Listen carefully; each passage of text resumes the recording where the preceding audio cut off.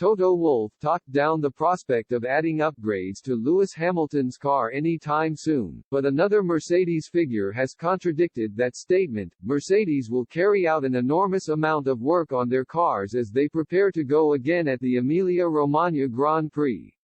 That's according to a high-ranking team engineer, who has contradicted Toto Wolff's assertion that upgrades ahead of the trip to Imola doesn't make any sense. Both Silver Arrows drivers enjoyed strong results last time out in Australia, as George Russell secured his first podium with the team while Lewis Hamilton wasn't far behind in fourth. But they know there is much work to be done going forward in the search for more race pace. For the first time in the hybrid era, Mercedes are some way off their main rivals Ferrari and Red Bull. They have more points than the latter after the first 3 Grand Prix, but that is down to Red Bull's struggle with some early season reliability issues rather than Mercedes being able to compete in a race. They will hope to close the performance gap as soon as they possibly can and, with a week off between races, this is an ideal time to work on the car.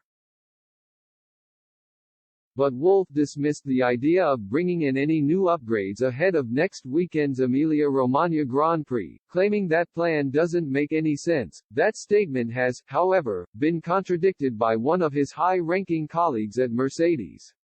Chief strategist James Bowles has talked about the work being done between these two races, and revealed that there is, in fact, quite a lot of effort going into improving the cars. I think often people see the race team on TV and think that's the entire team. It's not, he said. We are fortunate to have a base in Brackley, and in Brixworth, with hundreds of people working every hour they possibly can to make this racing car fast, competitive and a championship winner. The work that goes on between races is enormous. There is a turnaround of components, there are upgrades, there is an understanding of problems that we have and how do we move the performance forward both on the PU side and also on the chassis side. Imola is an especially important date in the calendar for all the teams as there is a handful of extra points on offer for those who can dominate over the course of the weekend.